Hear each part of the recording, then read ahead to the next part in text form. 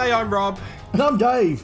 And you're listening to a very impromptu episode of Alternate Galaxies, where today, or tonight, wherever you might be, we'll be looking at the new Masters of the Universe movie. Hello, Dave. Hello, Rob. You went to the movies. I went to the movies, Dave. That's very exciting. Yeah, first time in a long time. I know. You wouldn't even go out and see the Mando movie, so I'm impressed you went out and saw Masters of the Universe in its first weekend. Yes.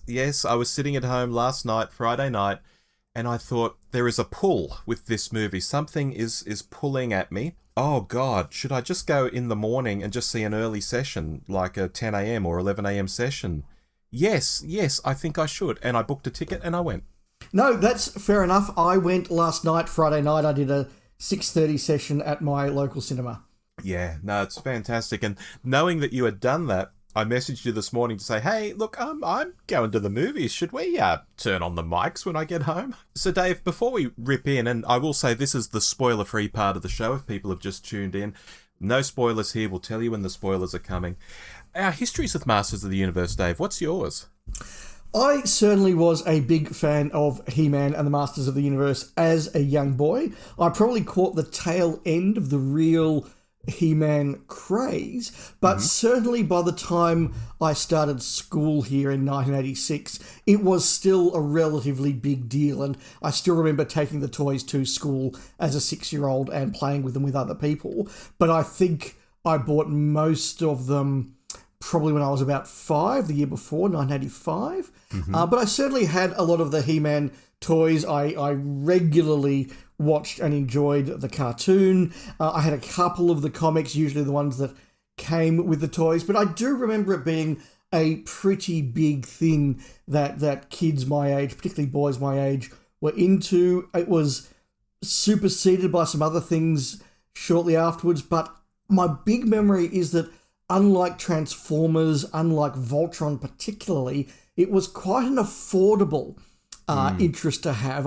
I had a good number of He-Man toys, which means my parents, who were not rich but were not poor, they were just classic young family, they could clearly afford Masters of the Universe. So I had a good number of those, whereas the rich kids had Voltron and maybe you had one good Transformer.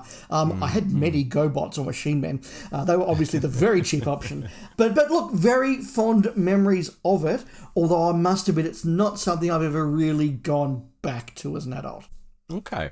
Yeah, 85, it was still pretty big, because it was only 84 that the TV show started. The TV show started after the toys came out. It was one of those weird 80s things where, for once, there were toys for some years, couple of years, before the TV show. Whereas with the other things, the TV shows and the toys sort of came at the same time. Having 5 years on you, Dave, I was at a really good age for this. When they came out as toys, I was about 7, so I was a good age for it. When the TV show came out, I was 9, even better. And yeah, I'd say around 86 it was starting to tail off. By 87, and I know that because it was my first year of high school, it was really starting to disappear. Things like Transformers was big, and Thundercats was big, and other things just took over. And I think the toy line died not long after.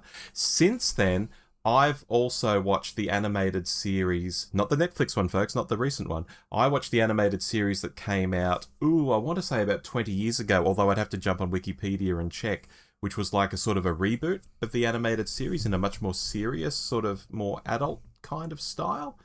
And I've sort of stuck with it. My toys are long gone. My parents got rid of those.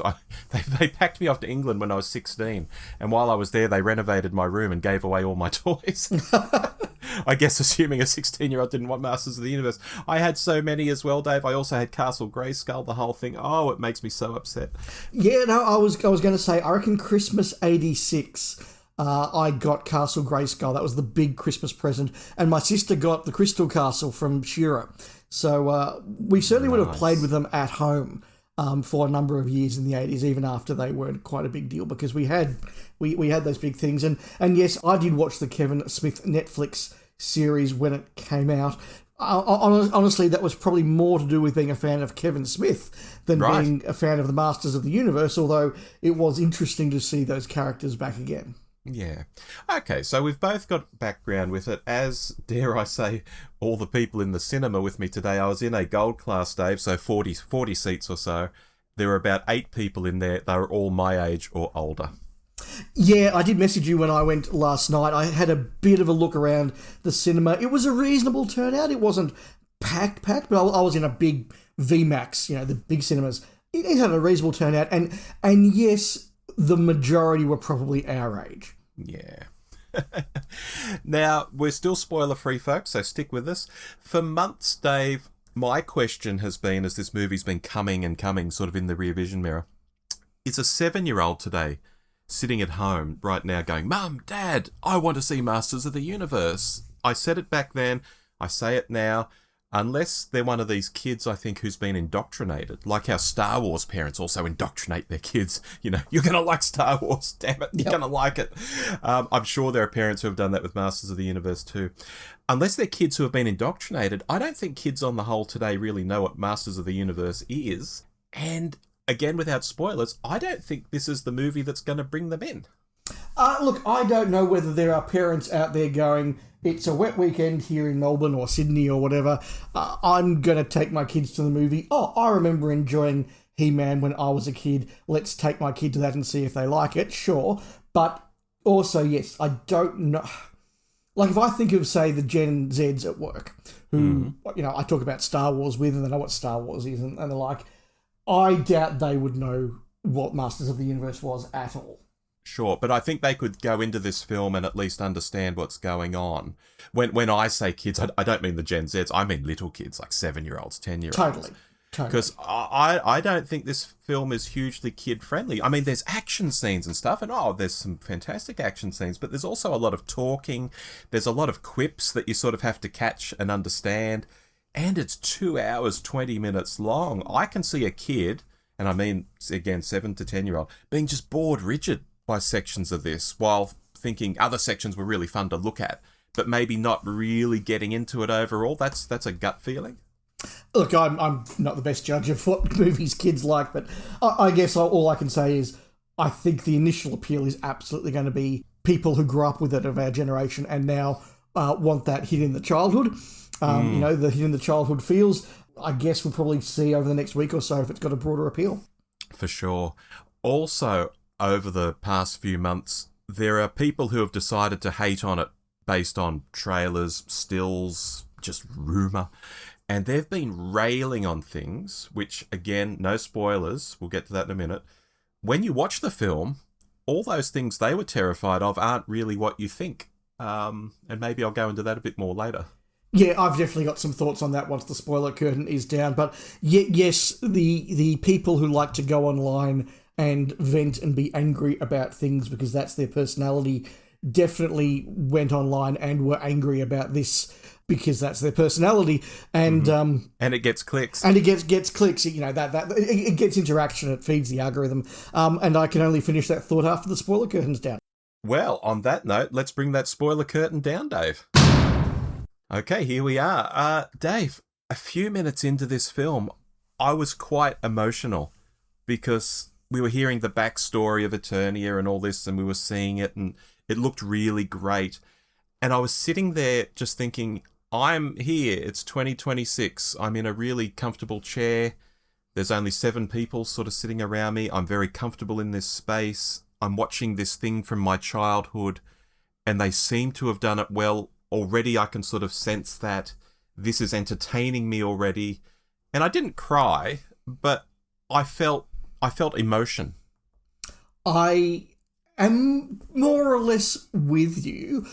I enjoyed this film a lot whilst seeing its flaws. We'll definitely talk about that. There were a lot of moments when I was just sitting there smiling to myself, having a good time, enjoying it. There were definitely moments that were modern and I was smiling because I was laughing at the sort of the modern, almost meta sort of jokes that they were doing. But the moments that had the biggest spoils were absolutely the ones where they just hit me square in the childhood feels. And I had, lots of very fond memories. And you're right, just from the very initial views, those opening scenes, you look at Eternia and you just go, this looks like the Eternia that I know. I recognise that building. I recognise that statue. My God, doesn't Castle Grayskull just look absolutely awesome? Doesn't Man-at-Arms look like Man-at-Arms? Doesn't King Randor look like King Randor? Like, it just felt really, really genuine. And mixed in with all of that was the narration, where you're going, okay, they're having a bit of fun here. We are doing a bit of a wink and a bit of a nudge, and we're going, this is not going to be a super serious lore-heavy film or a very serious lore-heavy film. We are here to have some fun, and we will be poking some fun at the material. So I got a sense very quickly of what this was and where it was going, and I was on board for that. Yeah, and then that pull out to where he's in the restaurant and he's been telling the story to the woman he's on the date with, and she thinks he's a lunatic. Yeah, no, I definitely sort of thought, okay, this is what we're doing, and this is a lot of fun, and it's feeling like the show that I watched as a kid. I'm on board. Yeah. A clever thing I think they do at the start too is we have that huge action scene where we're introduced to Eternia, but next thing, boom, we're into the action. Skeletor and his men are attacking. We're seeing Mechanic, we're seeing Ram Man, we're seeing everyone. They're not being held back for some third act big battle, although we do get that as well. We have a big battle right at the start. You know, they don't hide anything. I think that would be good to grab, talking of kids, grab a kid's attention. Absolutely. And it also grabbed mine. I thought, oh, good, we're not going to do half an hour or 45 minutes of Adam getting around on Earth being a bumbling fool, as fun as that is in its own right. But we're going to do a big battle on Eternia to begin with. Great. Yeah, I was definitely concerned that they would hold everything back for the last act. I sort of expected that there would be a certain amount of, okay, when do we get to see him transform into He-Man, and they get to see He-Man doing He-Man stuff. And they did hold that back. But I sort of thought, oh, we won't see Skeletor until at least halfway through, and let alone all these other ones. But you're right, seeing enough of those characters early on that you go, right, we're just into it. That's pretty cool, and it just is not insulting the audience, which I appreciated.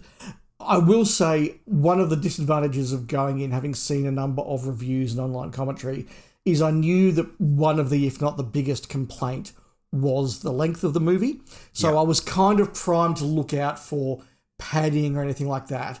And there were a couple of moments in that opening prologue, I guess you could call it, where I did sort of go, do we need all of this scene setting to build it up? But no, it was good, and it was entertaining. Could have been a little bit of a trim, yes, but I think let me put it this way, there was no big sequence of the film where I thought they could have lost this, in the way there was with the Mando movie, the Mandalorian and Grogu movie, where I thought you could lose a large part of this bit, and it would be fine. I think every little bit of the movie could be trimmed, but there was no bit I thought this is a waste of my time.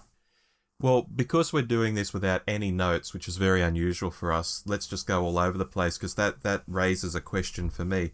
I was sitting there towards what I thought was the end, where He-Man or Adam and Skeletor had faced off once already, and I thought, okay, the movie must be into its last 15, 20 minutes, and I picked up the app that the cinema chain does, and it said the movie had 50 minutes left to go. And I was like, oh, gee, I need a slash. There's 50 minutes left to go. And the scene where I decided to go for a slash, Dave, was where he got taken into a cell and reunited with his mother. Yep. I then missed that reunion with his mother. I don't know what happened. Maybe you can fill me in. When I came back, someone was comforting him and saying, you did all you could for her, or something. I thought, oh, have they killed the mother as well? Because they've killed Randor at this, or actually He-Man's killed Randor at this point. He pulled the roof down on him. What happened with his mother? Because then I didn't see her again, so I thought she was dead, but then she popped up at the end of the film. I thought, oh, she didn't die. I know exactly why you chose that moment, and that was a sensible moment. I don't remember anything particular happening then, other than I think He-Man sort of has that, or Adam, I should say, has that moment of, I've let everybody down. I was meant to come back and be the saviour of Eternia, and here I am locked in a cell. And, right. I think then they sort of moved on then to the motivational speech, and he channels everything, and they get themselves out of the cell, and they go have the third act. Look, I also had a moment where I looked at my watch probably around about that time, and I do remember thinking, yes, okay, there's about 40 minutes to go, but also going, well, that means that we're about an hour 40 into this, and I haven't wanted to look at my watch at all up until now. Mm. And I certainly didn't feel like I just slogged through 100 minutes of movie at that point. I was quite happy with where I was at that point, and it was a little bit long, but I wasn't at any point bored or like, okay, we're kind of slogging it out now. I thought it was fine. No, I'll back that up too. The only reason was I had perhaps inadvisedly drank one of those big American-sized Coca-Colas, and I just needed to go to the loo, basically. That's the only reason why. Otherwise, yes, I was fine with the length at that point. Let's touch on the things that people bitched about, because they probably play into a few different areas. One of the first things was in an early trailer, they saw Adam with the he-him plaque in his HR job. If anything, Dave, I think this movie makes fun of corporate culture, which has a flow-on effect to political correctness, things like that. It doesn't go quite that far and make fun of those things specifically, but I think it's definitely saying corporate life can be pretty f***ing nuts. Yeah, I mean, I remember the commentary when that first trailer dropped, and I saw the trailer and I was just, oh my God, they're putting my childhood on screen. I'm here for this. And was very much looking forward to it. And then I clicked on the comments and, Rob, as you say, never read the comments. Yeah. But I did. And yeah, I saw some of this, like, they're doing pronouns, it's he, him, oh, this is white crap. And there were plenty of replies that said what is correct, which is, surely this is a pun. The guy's name is He-Man. And you've got a plaque under this guy in a dead-end job that says he, him. Can you not see that this is a joke? And absolutely it was. And yes, they were absolutely making fun of, not in a reactionary way or an anti-woke way or a woke way or anything like that. They're just going, you know what, corporate life is a bit stupid. And, what does a reprimand from your boss look like in the HR department of a big multinational corporation? When they're like, well, I need to reprimand you, but I need to do it in a friendly way. Yes. And I just thought this isn't making a particularly political point at all. It's just having a sort of a sitcom fun moment at what would it be like if you're working with a guy who's good at his job but obsessed about swords, and somebody going, could you just have a word and tell him I'm bit uncomfortable with this, and maybe it's distracting him from his job, and it's a quite a funny concept, and it's done quite well. And I thought that it was entirely appropriate. And to continue the thought, they did absolutely lampshade that right at the end, where they literally had Orko come out and do the whole, we've learned something today, and exactly like the movie, sorry, not the movies, the TV show, and it was like that. I mean, they did have. We've made fun of this when we've done reviews of Doctor Who in the last few years. We've said it's a He-Man style moral lesson to the audience at the end of it. And of course, those cartoons ended up with it's not a good thing to punch somebody, and make sure you pick up your litter. And they weren't big political things. It wasn't like, today, kids, we learned about Ronald Reagan's approach to diplomacy, or we learned about the government's failure in the AIDS crisis. It wasn't like that. It was just, be a nice person and pick up your rubbish. Look after animals. And they did have that theme through the movie of, He-Man is this incredibly powerful guy who can punch somebody, but he doesn't do it as his first resort. He doesn't like to do it. I mean, the cartoons, to my memory, no one ever died in them. Maybe a bunch of sort of faceless minions got zapped or something. But, Skeletor never got killed and his henchmen never got killed. It was just a very light thing. And I thought the movie was absolutely in that tone. Yeah, in the cartoon, people would get bashed and they'd be like, oh, I'm a bit groggy, and sort of stumble off screen. In this one, it was a little bit more explicit, like where Duncan pulls down Trapjaw's jaw and puts the grenade in his mouth and blows him up. Totally. And Mossman getting disintegrated was a moment of like, ooh, okay, getting real now, yep. Yeah, I think Mossman got killed in the Kevin Smith one as well, didn't he? I seem to recall. So poor Mossman. What else did they complain about? Teela will be a girl boss. And she's certainly competent in this. She rolls her eyes a few times at Adam being a bit stupid, but on the whole, she's one of the team. She's in support. She's not the lead. She's really great. And I've liked Camila Mendes ever since I watched every single season of Riverdale for my sins. I was fine with Teela, but that was terrifying these man children on YouTube. Oh, she'll be the real lead. No, she's not. No, I've really no idea what a girl boss actually is. If it means, was she a strong and competent woman character? Yes, she was. Just like Tila has also always been. You know, she was the daughter of men-at-arms. She was a apprentice. She was a good member of the Royal Guard or whatever her correct title was, and she was here. That's the character, guys. Yeah. Another man-at-arms. Oh, he's now a bad father and a horrible drunk, and they're doing what they did to Luke Skywalker in The Last Jedi, and I thought, no. Like, Luke Skywalker in The Last Jedi was bizarre. I'll pay that. You know, oh, I had a bad dream about Ben Solo, so I tried to kill him, and now, now I've got to become a hermit. That was just really weird. But in this, we're shown explicitly that Duncan is a very cocky guy. And when he fails to protect the royal family, he takes that very seriously. He has resorted to alcohol. But I think there was some clever writing where they later show that his armour has like a hip flask sort of built into it. That suggests that before he gave up on life, he might have hit the bottle a bit even then. So hitting it a bit harder and maybe becoming an alcoholic or whatever they're trying to suggest doesn't seem a million miles off for the character overall. It sort of hasn't come out of nowhere. I mean, you say character, but let's remember we're talking about a 1980s TV show made for kids. Yes. That went for 19 minutes an episode or thereabouts, even if it did have Joe Michael Straczynski doing some of the script writing. True.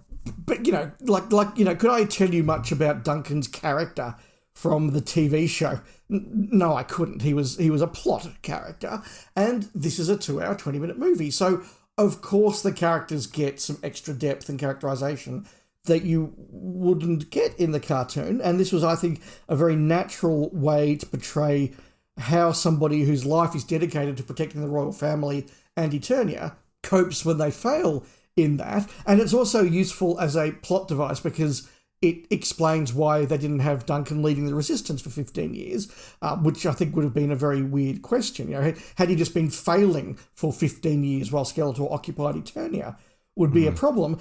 Had they had him just be a sort of a drunk comic relief for the next hour, I would have had a problem. And the fact that basically when he meets Adam, he gets that spark back and quickly turns back into the man-at-arms we know, I thought was very well done, very appropriate, and just wasn't too much. Yeah.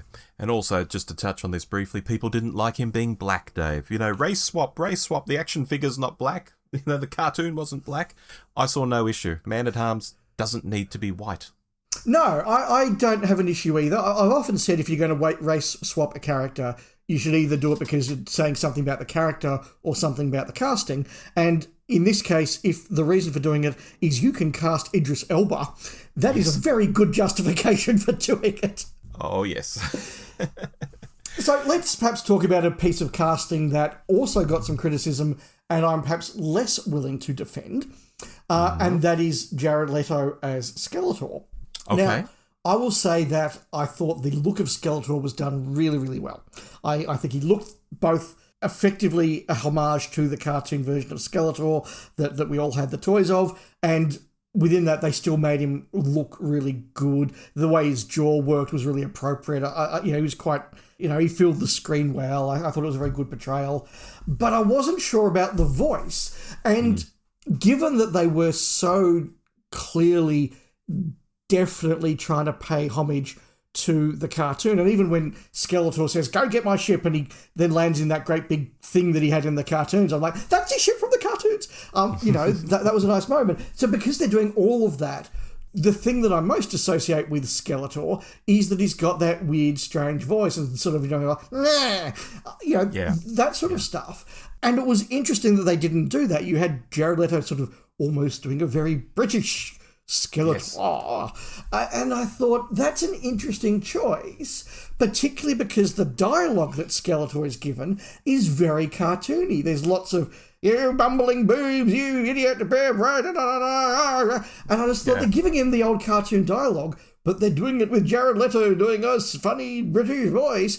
And I actually found, by about halfway through the movie, I was almost redubbing in my head the traditional Skeletor voice over the top because I thought that made more sense. Hmm. Well, people have said how he steals the show and he's amazing and all of this. I didn't see that. In fact, some of the dialogue, it just might have been the sound mixing in Gold Class because it's a small area, bass heavy. I couldn't make out some of the things he said. They were sort of muffled in the mix. At times, I think he was almost trying to do a Frankenfurter, like when he had lines about, oh, this guy with his muscles and his tan, or, you know, with that big sword swinging between your legs. You know, it's almost like he's going into Frankenfurter territory. Yeah. But not quite. And I was like, I'm not seeing this as a scene-stealing performance, honestly. I'm not hating it. I'm not sitting here thinking, oh, Christ, he's ruined the movie. But I wasn't seeing what a lot of people have raved about either. No, I did see some comments that compared him to Bane in the Nolan Batman films, and I don't think it was anything like that bad, but I can understand where that comparison's coming from, totally. Yeah, okay. Well, look, while we're talking Skeletor, let's talk He-Man's actor, Nicholas Galitzin. I know nothing about him. Oh. Like literally nothing about him. I found him very likable in this. Oh, no, I am a fan of Nicholas Galitzin, and I remember him being in Handsome Devil 10 years ago when he was first sort of coming out as an actor and was hitting the things, but he's been in a lot of stuff very recently. He's a bit of a that guy having a bit of a moment at the moment. I saw him in Red, White and Royal Blue, loved him there. He was George Villiers, the lover of King James VI and First in Mary and George, which is a great little mini-series. I saw him in The Sheep Detectives. He was great in that. I saw him in the first half of The Idea of You before I turned that off because that movie only, I think, works if you're a 50-year-old woman, and I'm not, so it didn't. But it wasn't his performance. No, he's definitely one of those up-and-coming actors that's been in a lot of stuff I've noticed lately. Okay, does he always have this sort of likeable vibe to him? That is totally his sort of his charm. He is a very handsome and fit man, and I think that is something that he's absolutely played into. Yeah, totally, that's his vibe. Oh, I liked him very much. Did you see the clip of his appearance on one of the late night shows? No, I've not seen anything like that. No, he did put on the old style He-Man wig and reenacted the meme cartoon thing. Oh, I've seen a clip of that where all the characters from the film are dancing to that, and then he sort of came on at the end in a wig, so that might have been taken from a talk show, maybe. Yeah, could be. Interesting. Okay. Well, look, while we're talking of He-Man, briefly, the Dolph Lundgren cameo, slightly on the nose. You know, what advice do you have for me? but I quite liked it being there when they were in the gym together. Look, there were a number of those moments that were arguably just a little bit too corny, but I wonder if that's a thing of like, if you know, if you don't, you don't. And definitely when they had that moment, like, oh my God, it's Dolph Lundgren. That's a bit corny, but kind of cool they've got him in there. And is it weird that he's giving the whole, lesson of the movie? Well, maybe it's a bit obvious. Is it on the nose? No, probably not. And at the same time, when they had the big chase scene with Beastman and the soundtrack they started playing was, What's Going On, I thought, okay, they've seen that meme. They know that meme, and I had a bit of a smile going, yeah, very clever guys, you've got that meme into the show. So I don't know whether people who don't know those things would have just gone, what was that about? Or they just didn't notice. But look, they were very, very meta. Like, they were very unsubtle about, we know what the He-Man memes are and we're putting them in this movie. Yeah. Oh, the movie is very quippy all the way through. There were a few occasions, though, where I don't think it was to its benefit. Like the first time we do the Fisto joke. Great, there's one for the adults. But then we do it again, and I was like, did we need to do that? Then they do it a third time. And it's like, yeah, guys, it was a funny line the first time. I'm not sure it still is funny now, I'm going to fist some guys. Yes, it's funny, but not 3 times funny. Yeah, I thought that was also a little bit over the top. And a couple of times that humour perhaps went a little bit too far and maybe compromised Adam a little bit. I like the Adam character. I like the fact that he was somebody a bit of a fish out of water, and he had to, as all good movies do, he had to find the power inside him and all of that, and he had to go on a journey. I get that. A couple of times he was maybe just a little bit too dumb and a little bit, maybe just a little bit too slapstick. Maybe they pushed it a little bit too far. But I just want to come back to the Fisto thing, because I agree 3 times was too much. I was also really curious that somewhere in the production they've gone, you know what? Are the names of these characters too silly? Are they just too ridiculous for a modern audience? Oh, I think they are. I know. They won't be their real names. They'll be the names that Adam as a kid gave them. So they're Ram Man and they're Fisto and they're Moss Man and indeed He-Man. Yeah. I kind of liked it. And I'll tie it into the scene where there's a flashback early in the film to where he's at school and the teacher says, you should have done this drawing of a historical figure. And he says, but Ram Man is historical. And all the kids laugh at him. It's almost playing with the idea of being a Masters of the Universe fan, perhaps, and being laughed at. A kid could potentially have done that in class, drawn Ram Man. Totally. Because he thinks Ram Man is really great, but all the kids laugh. And they're not into Masters, I don't know.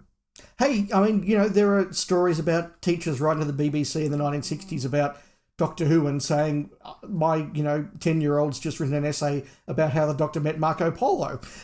So, these things absolutely happened. Yeah.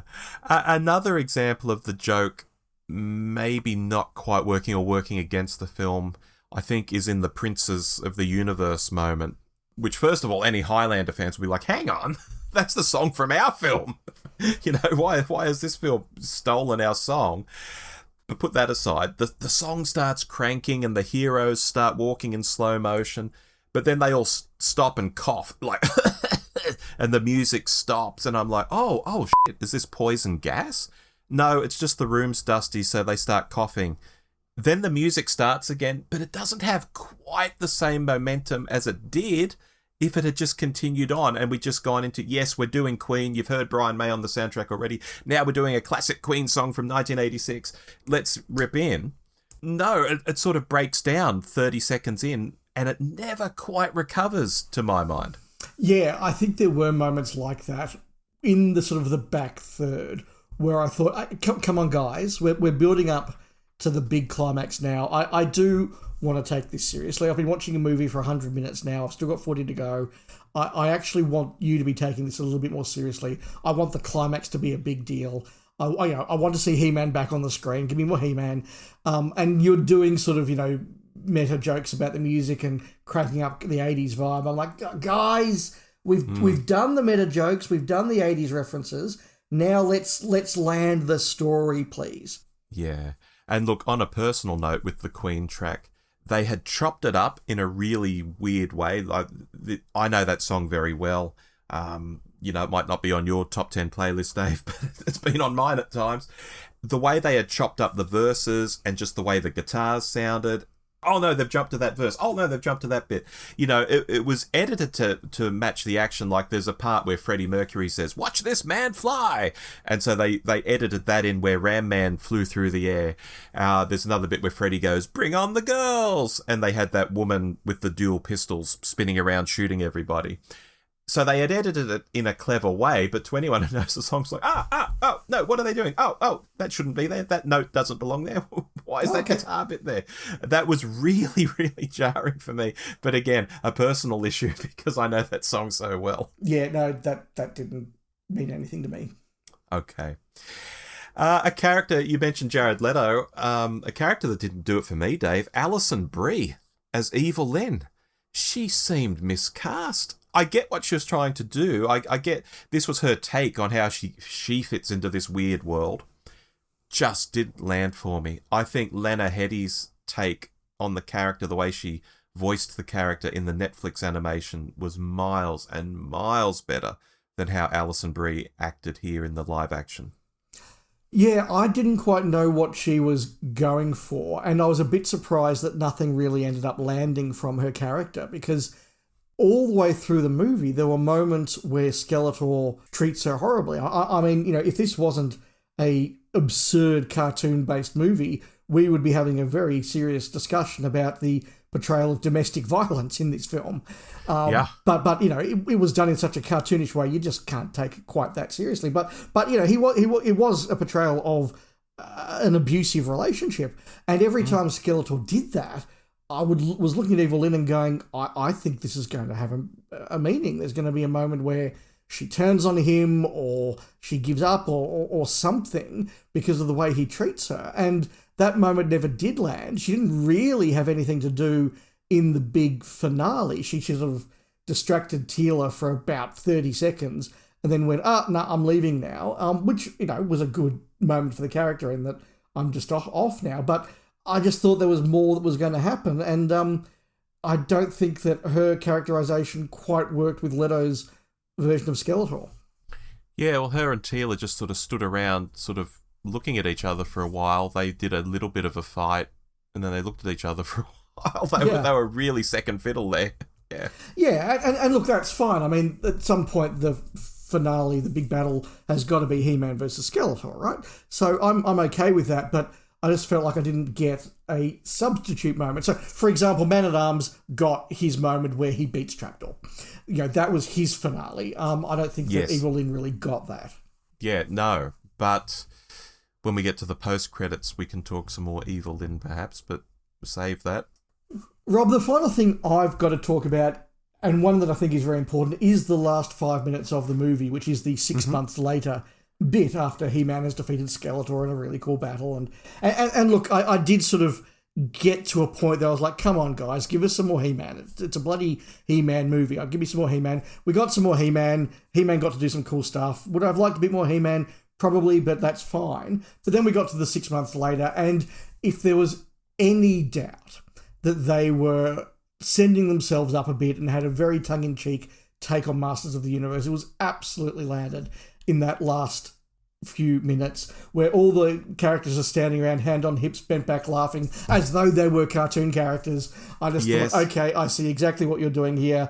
The whole little bit about, Adam sneaking off to change it, like, does he really think we haven't worked this out yet? No, just let him think, was quite funny and very sort of meta, and I had a laugh. But then when finally we got the 80s Masters of the Universe theme and we got He-Man riding out on Battle Cat, and look, it was absolute fan service, but I didn't care. I had a big grin. I was like, thank you. This is what I came for. This is pure nostalgia. This is pure memories, but I don't care. How good is this? Yeah, and they'd also, I'm sure you noticed, put Teela in her cartoon outfit as well. Yep, they had Adam, even though throughout the movie he's wearing a kind of a real-world pastiche of his clothing. He's now in actually his own clothing. And I mean, look, they even got the joke all the way through. They're like, is that what people on Earth really wear? No, not really. Yeah. So that, look, they knew what they were doing and they were having fun with this property. Oh, God. You've just reminded me as well, when he's He-Man, he sort of looks down and goes, oh, when I change back, do I get the clothes back, or do I have to buy new clothes, or what happens? Yes. Brilliant. Dave, a question that's on my mind after seeing this, and we can perhaps tie this into the box office. We're very early doors here. It's only a few days in, but the box office doesn't look to be doing that great. Maybe word of mouth will pick up because a lot of people are out there saying it's a lot of fun. Maybe more and more people will go and see it. I don't know. If it doesn't do so great, though, it doesn't get a sequel. Did this need to be an origin story? Should it have been an origin story, or should we have just ripped in with a He-Man adventure? I'm normally very reluctant to do origin stories, but I think that getting a full movie just out of a He-Man adventure would have been a struggle. And I also think that some of the most fun stuff in the movie was the stuff with Adam learning who he was and finding out what's going on, Adam on Earth, so to speak. So whilst you could have truncated that a little bit, I actually think that worked. And I think the story they wanted to tell needed to be grounded in that origin story. Because otherwise you've just got He-Man taking care of business for 2 hours, in which case you're sort of in Mandalorian and Grogu territory, which is fun, but like everyone's going to just say, well, that was just 3 episodes of the TV show stuck together. Yeah, no, fair enough. Which sort of brings us to the credits. You've mentioned Orko already. A lot of people online, I've seen people saying, is Orko in it? Someone say just yes or no, is Orko in it? Yes, he's in it, but not for very long. No. Although the person who voiced it was very good. I thought it might have been the guy who did the Kevin Smith Orko, because he was very, very active in that, but it wasn't. Although I will just mention the lovely story, but the guy who did play Orko in the Kevin Smith series actually did the voice himself, like live. There was no affecting on that. And when the production team said to him, "Mate, you're ripping your throat apart holding this voice for, long recording sessions. You sure you don't want us to do it as an effect?" And the actor said, "Look, I know that a lot of kids like me, a lot of nerdy kids, related to Orko, and Orko is their favourite character. I'm going to meet them when I go to Comic-Cons in the future, and I want to be able to speak to them as Orko doing the voice. So it's important to me that it's important to me that therefore the Orko voice I do is me doing it, not a special effect changing my voice, because I want to be able to meet kid fans and talk to them as Orko." I thought that was a really lovely story. That's amazing. I had never heard that story, but that's really, really great to hear. Suggesting that they would like to do a sequel, even if the money might not be there, we see She-Ra at the end, Dave. Yes, so that was really, really interesting, because as soon as I saw the swirly effect, I'm like, that's the She-Ra changing into, or that's the Adora changing into She-Ra, for the Honor of Grayskull effect. So I thought, okay, I know exactly where this is going. Then we saw in the distance She-Ra in the She-Ra costume. My next thought was, of course, the uber nerdy one, which is that's not how She-Ra discovers she's She-Ra. It needs He-Man to go and find her and give her the Sword of Honor, and then because she's a captain in Hordak's guard, and oh my God, I'm a little amazed I know this much detail. Well, there was the line, the guy said something like Captain Adora. Yes. And she was like, not anymore. Yes. So I was sitting there going, well, that is a thing. Like, she is Captain Adora. But it took He-Man to take her the sword and tell her who she really was. So, I don't know. I mean, here's me in a very cool moment going, I'm not sure this fits in with the law. And come on, David. So that was fun, and that was pretty cool. But yes, I think they're absolutely setting themselves up for a sequel. I think that Mattel would love to do a sequel, and I think it's going to depend on how this does at the box office long term, but also, do they do any movie tie-ins? Does Mattel get some toy sales out of it? Does it get some publicity out of it? Because the measure of success for them will not just be the in-cinema box office, right? It's going to be all the other stuff that goes with it, particularly the merchandise. So I think that will be interesting. I think that they would like to do a She-Ra version as well. Given that the She-Ra cartoon has probably been one of the most successful spin-offs of that universe.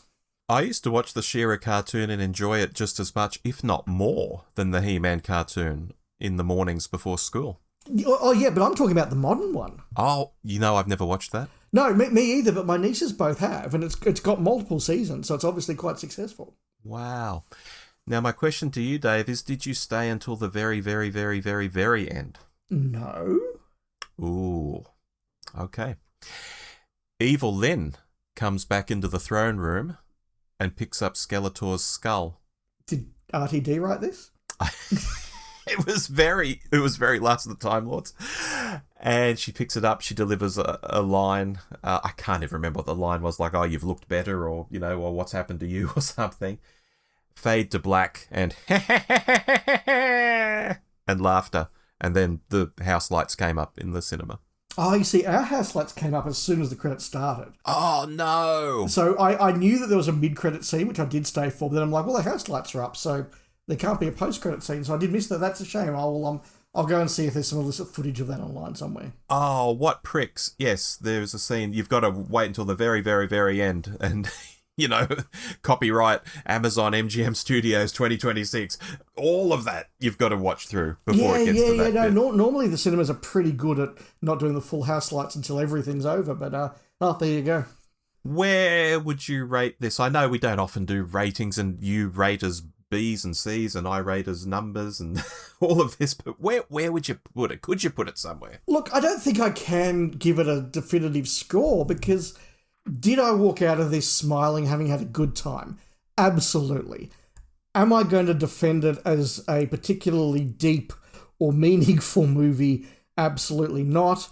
Do I think that I would have enjoyed it and smiled as much if it wasn't for the childhood memories it was evoking. Definitely not.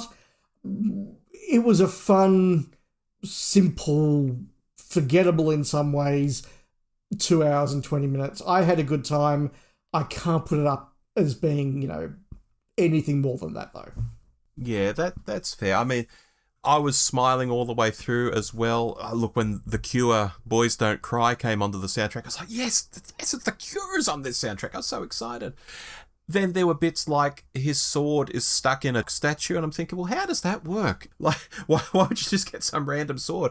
Does that mean that's a one-off statue? I don't know. I won't go down that rabbit hole, but I was thinking that was very weird, and to me it was like a plot hole. I think they could have done that a bit better. But, yeah, it is very hard because there's 7-year-old me seeing this in 2026 and thinking, oh my God, they made a movie, that I think is really great and appealed to my fandom, my love of He-Man. But as a movie, I am going to throw a score at it, Dave. I'm going to say, just to give people some idea out there what I think, a 3.5 out of 5. Yeah, that feels about right for me. Yeah, I'm not going to say it was 10 out of 10. It was amazing. I can't wait to see it again tomorrow. I can't. I really can't. But I'm also not going to say, it was very average, 2.5 out of 5. Yeah, 3.5.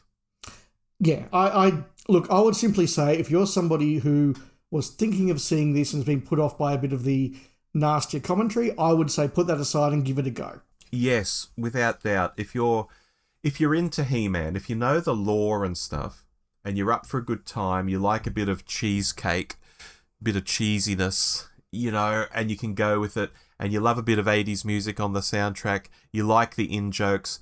I mean, gosh, we've thoroughly spoiled people if they have listened to us here, Dave. Yeah. But if you are that person and you've just listened to us anyway, go see it. Yeah, why not? I did, and I hardly ever go to the movies. No, I'm very impressed by that. Very good. Well, I'm glad we've done this, Dave. It was very impromptu. Listeners, stay tuned next week for a List Makers episode. The week after that will be a Gin and TARDIS episode, and the final week of the month will of course be our monthly wrap-up where we'll be looking at the Ncuti Gatwa era. It's a big month now all of a sudden, Dave, that we've recorded this extra episode. Yes, it is, but that's okay. Yeah, that's a good thing, in fact. Too. Yeah, impromptu episode's a good episode.